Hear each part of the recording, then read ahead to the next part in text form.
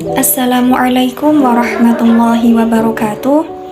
Perkenalkan, nama saya Naila Roha. Saya mahasiswi program studi Ahwalus Syahsiah Sekolah Tinggi Agama Islam Pati. Nah, di sini saya akan membahas tentang bagaimana hak waris anak angkat menurut hukum Islam.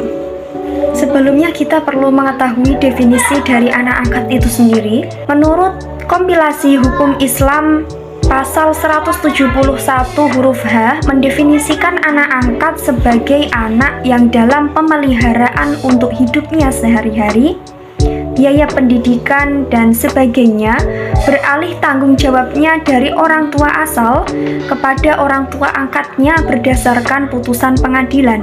Sedangkan hukum kewarisan ini adalah hukum yang mengatur tentang pemindahan hak kepemilikan harta peninggalan atau tirkah pewaris, menentukan siapa saja yang berhak menjadi ahli waris dan berapa bagiannya masing-masing. Dalam warisan ini kadang-kadang menjadi biang keladi pertengkaran jika tidak dikemas dengan baik dan seadil-adilnya. Apalagi orang yang meninggal memiliki saudara dan seorang anak angkat yang tidak memiliki hubungan darah. Anak angkat ini biasanya yang menjadi tonggak perseteruan di antara saudara-saudara orang yang telah meninggal dunia tersebut. Maka dari itu, hukum kewarisan bagi anak angkat ada bagian tersendiri yang memang mengaturnya. Pengangkatan anak atau yang biasa disebut dengan adopsi selayaknya dilakukan dengan sebuah putusan pengadilan, maka dapat dijadikan sebagai bukti autentik tentang adanya pengangkatan anak. Bila di kemudian hari ada sengketa tentang pengangkatan anak, maka putusan pengadilan tersebut bisa dijadikan sebagai alat bukti.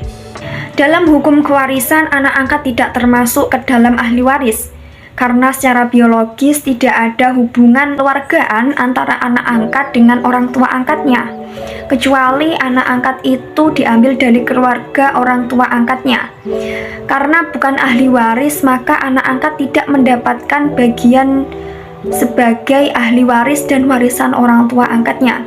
Walaupun tidak mendapatkan warisan dari orang tua angkatnya, akan tetapi anak angkat mendapatkan wasiat wajibah untuk mendapatkan harta warisan orang tua angkatnya. Hal ini sebagaimana dinyatakan dalam kompilasi hukum Islam pasal 209 ayat A yang berbunyi, terhadap anak angkat yang tidak menerima wasiat diberi wasiat wajibah sebanyak-banyaknya sepertiga dari harta warisan orang tua angkatnya. Pasal ini merupakan solusi atas luputnya anak angkat dari peninggalan orang tua angkatnya dalam Islam. Anak angkat tidak dapat diakui untuk bisa dijadikan dasar dan sebab mewarisi, karena prinsip pokok dalam kewarisan Islam adalah hubungan nasab dan juga hubungan keturunan. Pasal ini memberikan jalan atau sebab hak waris anak angkat melalui wasiat wajibah sebanyak-banyaknya sepertiga harta warisan orang tua angkatnya. Kalaulah pengangkatan anak itu dilakukan sesuai dengan ketentuan yang berlaku, maka tidak akan menimbulkan sengketa kewarisan. Sebab sudah jelas kedudukan anak tidak sebagai ahli waris dari orang tua angkatnya. Anak angkat dapat menerima warisan orang tua angkatnya dengan jalan wasiat wajibah. Makna wasiat wajibah itu sendiri adalah seseorang dianggap menurut hukum telah menerima wasiat meskipun tidak ada wasiat secara nyata.